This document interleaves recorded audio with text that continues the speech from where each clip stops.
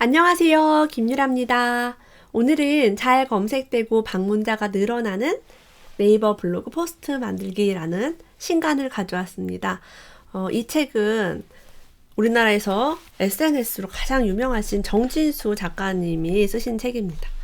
대한민국 대표 SNS 1타 강사로 SNS 분야에서 굉장히 많은 책을 내셨습니다. 5권의 책을 집필했고요. 특히 인스타그램 도서는 대한민국 최초로 집필을 하셨습니다. 물론 첫 번째 책은 제가 알기로는 이런 네이버를 중점적으로 블로그 활동을 하신 걸로 알아요. 그래서 해외로도 수출이 되기도 했던 그런 많은 노하우를 가지고 계셨고, 제가 이제 실제로 만나서 대화를 나눠본 적이 있었는데 굉장히 이쪽 분야에 내공이 깊으신 그런 분이었어요.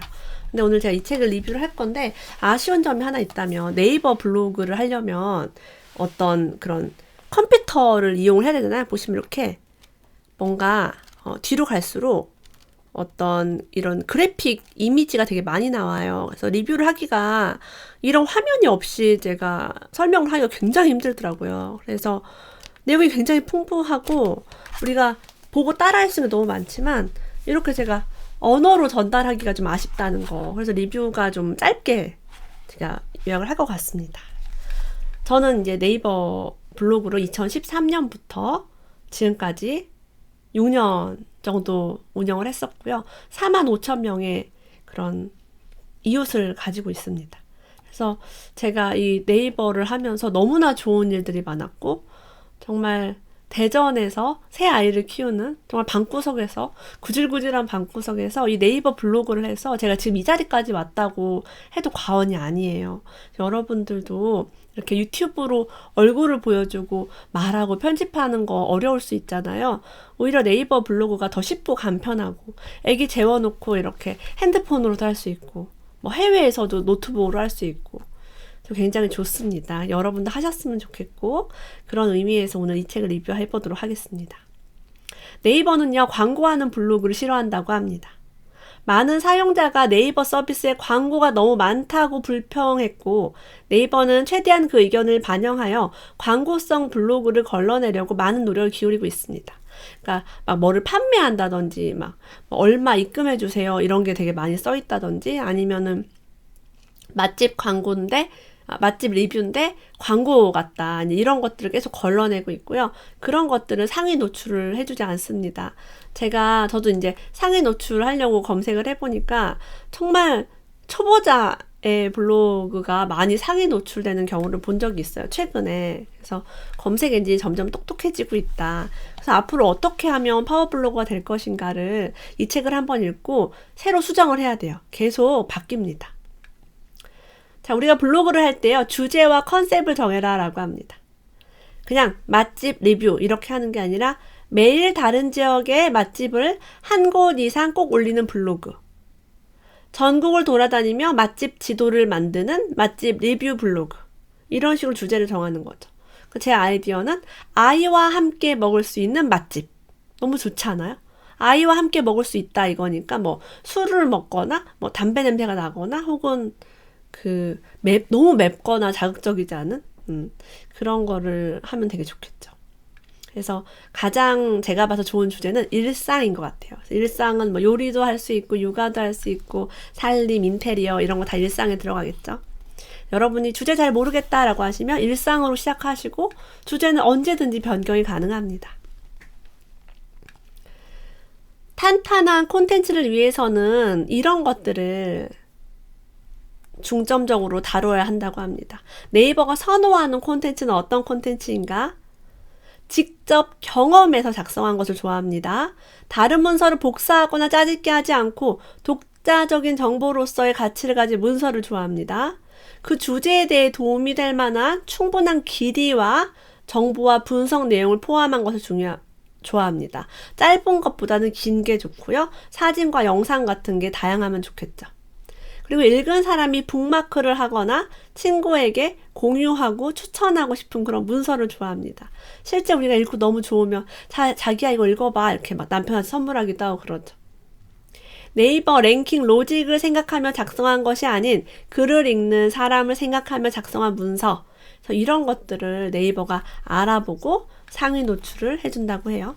자, 현안부자 인플루언서 지금 하고 계신 분들은 제가 그지같이 하라라고 얘기를 했고, 그지같이 막 하다 보니까 진짜 네이버에 노출이 되고, 막 요리 분야, 육아 분야, 경제 분야에 지금 노출되신 분들이 굉장히 많습니다. 사실은 막 너무 생각하면서 하는 글이 아니라 자연스럽게 쓰는 나의 경험이 점점 네이버가 알아봐 줄 것입니다. 제목은 검색 키워드 핵심이라고 합니다. 그래도 제목을 점만 찍어 놓으면 안 되겠죠. 잘 적어 놔야겠죠. 제목을 만들기 어려울 때는 이런 방법을 활용하라고 합니다. 첫 번째, 연관 검색어와 자동 완성을 활용한 제목. 자, 이게 뭐냐면 내가 김유라라고 쳤을 때 연관 검색어가 밑에 자동으로 뜹니다. 김유라 하고 사람들이 그 다음에 무엇을 많이 검색을 하는지 그런 것들을 키워드로 잡으면 좋고요. 저녁 메뉴라는 단어를 검색했더니 첫 번째로는 저녁 메뉴 이렇게 검색하면 여기처럼 이렇게 네이버에 뜹니다. 요거를 여러분이 이제 자동 완성이라고 우리가 하죠. 이 자동 완성을 보시고 맨 위에 있는 것들이 좋은 키워드입니다. 저녁 메뉴 하니까 저녁 메뉴 추천, 오늘의 저녁 메뉴 이런 단어들이 많이 나왔어요. 그러면은 가급적이면 저녁 메뉴 추천, 김치찌개 이런 식으로 돼지고기 김치찌개 이렇게 하는 거죠. 그리고 두 번째는 유명한 광고 카피나 유행어를 활용한 제목이라고 합니다. 또 이렇게 뭔가 익숙한 그런 말들이요. 세 번째는 정확한 정보나 활용 방법을 알려주는 제목. 갤럭시 노트 10으로 뭐를 하는 법 이런 것도 괜찮겠죠. 제품 및 서비스에 대한 후기를 알려주는 제목, 뭐 사용 후기 이런 것들 많이 볼 수 있겠죠. 요 네 가지를 제목으로 활용하면 좋다고 합니다. 그래서 롯데월드 10월 할인 꿀팁, 롯데월드 연간 할인 받는 법. 그래서 롯데월드를 놀러 갔다 왔는데 롯데월드에서 재밌었어요 이렇게 쓰는 게 아니라 이런 식으로 키워드를 만드는 거죠. 이거 뭐뭐 하는 방법 10가지, 뭐뭐 하는 방법 5가지 이렇게 숫자를 넣은 것도 사람들이 5가지가 뭘까? 라고 이제 클릭을 유도하게 만듭니다. 그리고 이 키워드가 되게 중요하다고 여러 번 얘기하는데요. 그럼 어떤 것이 좋은 키워드고 내가 어떤 키워드를 사용하면 좋을까? 사람들은 어떤 키워드를 많이 검색하지? 궁금할 수 있겠죠. 네이버 광고라는 사이트가 있습니다. 여러분이 네이버에다가 네이버 광고라고 치면 네이버 광고 사이트가 따로 있어요.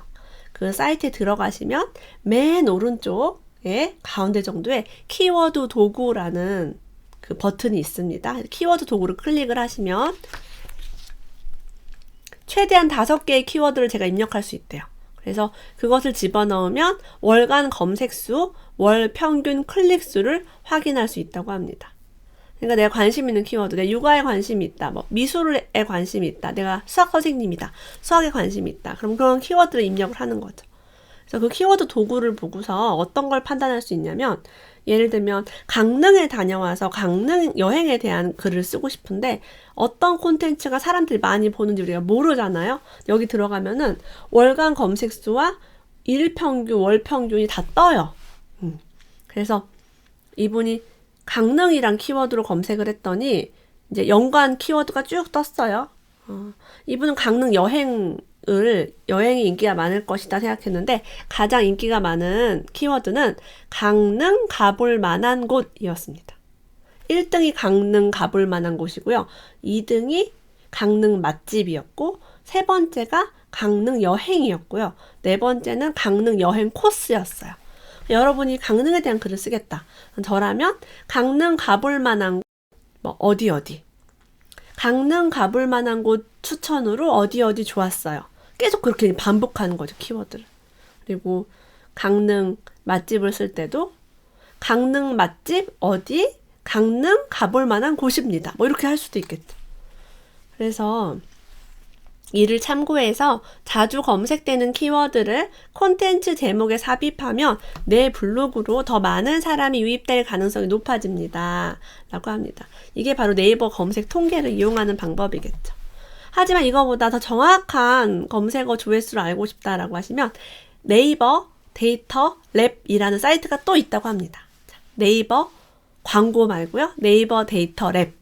여기에 들어가서 검색어 트렌드를 볼 수가 있고요. 급상승 검색어. 오늘 뭐가 몇 시에 무슨 검색어가 많았는지 보시면 1등부터 쭉 있잖아요. 그거를 볼 수가 있습니다. 그래서 여러분이 그 주제어 를 입력하면 어떤 기간 안에 이런 키워드가 어떻게 조회수가 일어나는지, 여러분이 사업을 하신다. 그럼 사업에 관련된 아이템, 여러분이 판매한 아이템, 그런 거를 검색을 하셔서 연구를 하시면 도움이 많이 되실 것 같습니다. 자, 그럼 여기서 질문을 합니다. 반드시 월간 검색 수가 많은 그런 키워드만 사용해야 하나요?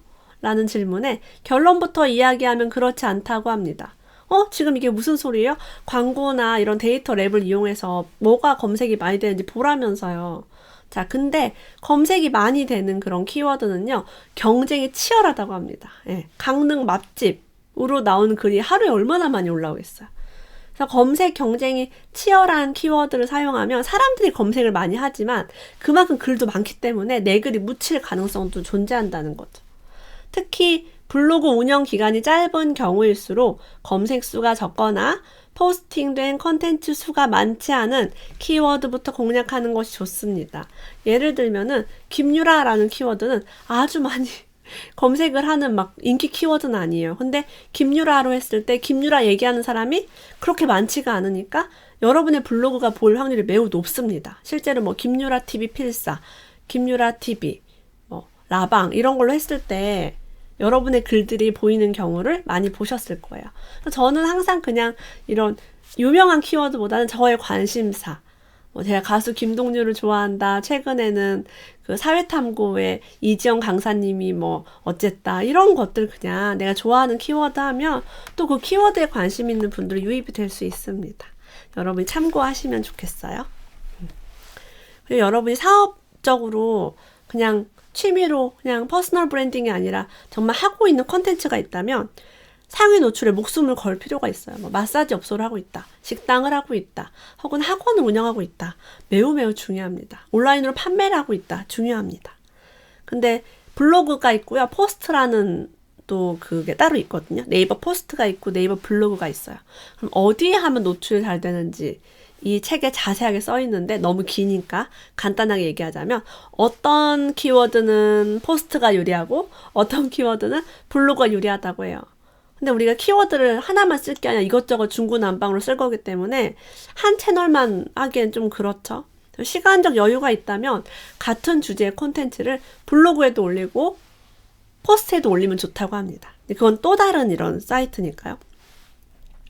보시면은 출판사나 어떤 기업을 홍보하는 데는 포스트를 많이 공식 사이트로 운영을 하시더라고요. 그래서 요것도 한번 참고하시면 좋겠습니다. 그래서 네이버 포스트는 공식적인 것으로 많이 하고 있다. 하지만 개인들도 많이 쓰고 있습니다. 많은 분들이 요즘은 인스타그램, 유튜브 이런 거 많이 하는 거 아니야? 블로그를 누가 해? 라고 말씀하십니다. 하지만 네이버 블로그는 네이버만 갖고 있는 장점이 있어요. 우리가 많은 정보를 검색할 때, 포털을 검색할 때 아직도 구글보다는 그래도 네이버를 이용을 많이 합니다. 뭔가 쇼핑하고 싶을 때도 네이버를 이용을 많이 합니다. 아마존을 이용하지 않아요. 그죠? 아직은 우리에게 네이버는 굉장히 강한 검색 엔진입니다. SNS는요, 콘텐츠가 너무 짧고요. 영상 중심인 것도 있고 사진 중심인 게 있어요. 그런데 블로그는 글의 길이에 제한이 없습니다. 글을 길게 쓸 수 있어서 우리가 설명을 자세하게 할 수 있고요. 이미지도 넣을 수 있고 동영상도 넣을 수 있고 지도도 삽입을 할 수 있어요.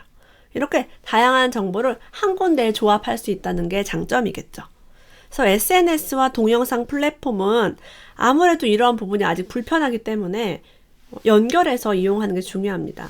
제가 보여드리자면 네이버 블로그 안에 여러분이 가진 다른 SNS 채널을 다 연결할 수가 있어요. 요렇게요. 요거 보시면은 페이스북, 인스타그램, 다른 사이트 다 연결할 수 있고요. 저 같은 경우는 카카오 플러스 친구까지 연결을 바로 했습니다. 유튜브도 연결이 되어 있어요. 또 다른 사이트, 여기 쇼핑몰도 여러분이 네이버 스토어가 있으면 스토어도 연결할 수가 있습니다. 그래서 모바일 블로그에 들어가셔서 외부 채널을 등록할 수 있고요. 이 기능이 생긴 지가 그렇게 오래되지 않은 것 같아요. 저도 1년도 안 된 것 같은데 제가 올해 이런 기능을 집어 넣었거든요. 만약에 이런 외부 채널과 연결이 없었다면 좀 네이버 블로그를 열심히 하기 힘들지 않았을까 싶습니다. 그래서 홈 편집이라는 것을 터치하면요. 여러분의 외부 채널을 등록을 할 수 있고요. 이런 것들이 모두 모바일 블로그에 노출이 된다고 합니다. 이 책에 이미지와 함께 설명된 게 굉장히 많은데 이미지라서 제가 설명을 이제 할 수 없는 게 너무 아쉽습니다. 여러분 혹시 이런 거 아시나요? 뮤직쌤, 스킨쌤, 위젯, 키워드 도구, 핫토픽 영역 이런 것들이 모두 네이버 블로그가 만들어낸 단어, 용어입니다. 그래서 저는 어떤 지식의 파랄은 용어의 이해라고 생각을 해요. 우리가 수학을 하든 과학을 하든 부동산을 하든 세금을 공부하든 용어의 개념만 이해하면은 정말 많은 걸 알 수 있는데 이런 게 사실 새롭게 창조된 용어이기 때문에 어렵죠. 여러분이 이런 분야의 책을 읽어보시면 너무 좋고요. 이 맨 뒷변에 이렇게 찾아보기 해서 그런 모르는 단어를 다시 한번 복귀할 수 있는 그런 책입니다. 지금 너무 잘 읽었고요. 블로그가 앞으로 점점 중요한 시대가 될 텐데요. 이 책과 함께 여러분들이 파워 블로그 되셨으면 좋겠습니다. 이 책은 제가 정진수 강사님한테 10권을 지원을 받아서 서평 이벤트를 뽑으려고 합니다. 여기 아래 사이트 들어오셔서 선한보자 프로젝트에서 응모해주세요. 오늘도 함께 해주셔서 감사합니다. 다음에 또 만나요.